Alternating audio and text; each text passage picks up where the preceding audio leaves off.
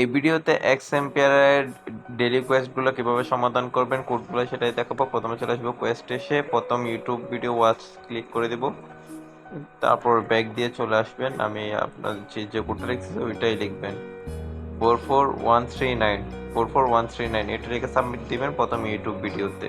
তারপর দ্বিতীয়টাও ওয়াচ করে আসবেন,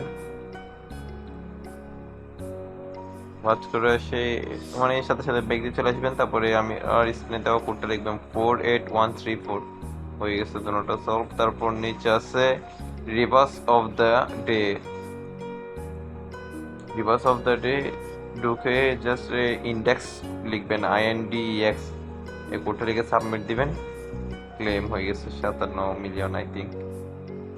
তারপর আছে রিডল অফ দ্য ডে, এগুলো প্রত্যেকদিন আসে, প্রত্যেকদিন আপনারা সলভ করে নেবেন। এটা হলো GS গ্যাস, প্রত্যেকদিন এগুলো আসবে, আমি দিয়ে দেওয়ার চেষ্টা করব, আপনারা কালেক্ট করে এগুলো প্রতিদিন টাস্কগুলো কমপ্লিট করে নেবেন।